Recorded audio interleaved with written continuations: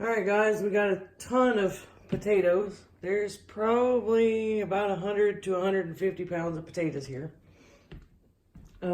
These all were grown from my mom and dad's garden. And today, we're going to start processing some of them. I've already started kind of rinsing and scrubbing some of them. We are going to be dehydrating. We're gonna make dehydrated potato chips. I've got 3 different dehydrators. Very simple, easy to use, inexpensive.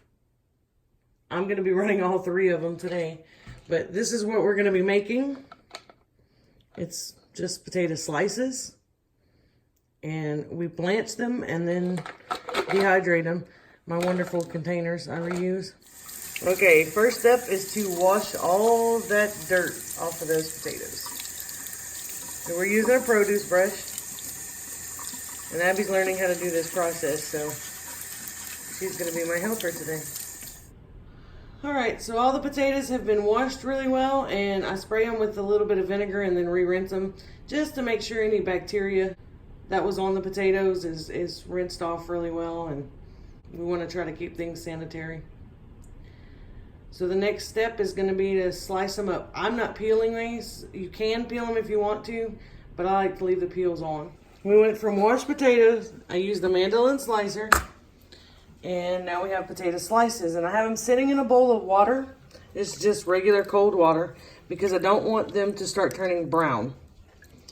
So they're thinly sliced. You want them pretty much all uniform to the best of your ability. If you notice any bad spots in them or anything like that, you want to cut those out. But as you notice, I left the peels on mine. You can peel them. It's just another step in the process. And with homegrown tomatoes, I don't like to peel them. If I buy potatoes from the store to do this with, for any reason, then I would go ahead and peel them because I don't know what's been sprayed on them and things like that. But right now, next step in the process is to, we've just got a stock pot. We're going to bring it to a boil, and we're going to blanch these for about 4 minutes. Just enough to get them fork tender. You don't want them falling apart. But we're going to blanch them. That just keeps them from turning brown or black in the dehydration process. Alright guys, we got the potatoes slices in the pot in boiling water. I didn't lose my boil a little bit, but not too bad. So we're going to put these in here for about 4 to 5 minutes. And then we're going to take them out. I use a slotted spoon. We'll take those out and put them straight onto the dehydrator trays. And I put a towel underneath. That way I can, get the excess moisture off of them. And then get them running until they're dry. Alright guys, and the dehydrators are running. All of them are full of potato slices. Might be a little noisy. I've got 3 different dehydrators, all the basic same capacities and things like that. This one's not quite running yet. I need a lid. Okay. There we go. And just a word of advice, when you're using a mandolin slicer, watch your fingers. I got a boo-boo. But I did not bleed on the potatoes, so that was good. I'll rotate all the trays in a couple hours, and we'll see how it's going. We started these at around 11 this morning. 11:30, something like that. And it is about 5:15 in the evening now. And these are done. Hear that snap?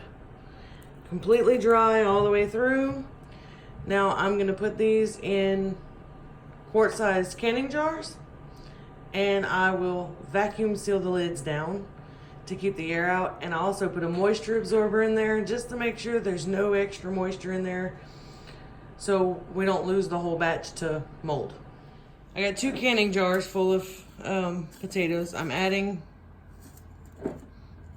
a moisture absorber to each one.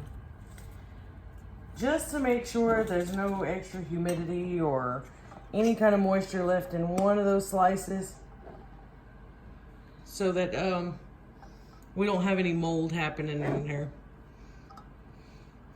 And then I've got the attachment for the food saver, and I put an extra lid in there upside down.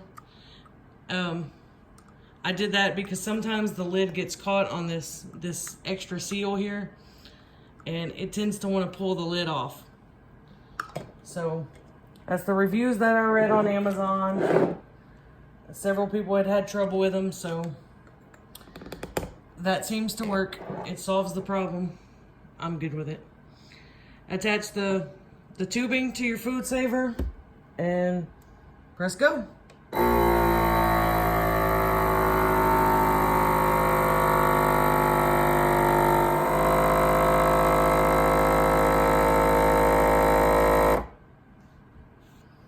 And that's it. Now all the air is out of your jar. Remove the tubing, and then just gently remove the top, and that's it. It's sealed. I can pick the jar up almost by just the lid, and it's not going anywhere. The seal comes off each and every time, so I have to reattach that. No biggie. Sometimes it does, sometimes it doesn't, but more oftentimes than not, it comes off.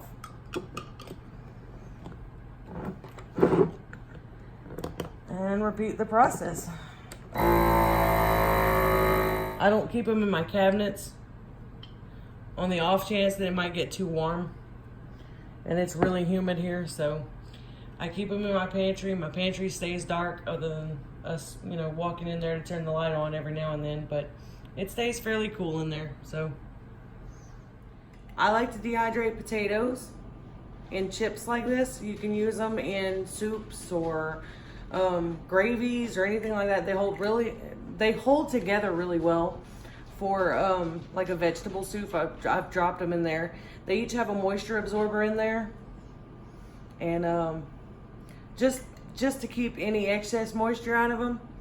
But you can also use them for au gratin potatoes in casseroles and things like that. They rehydrate really well, and they're super simple to make.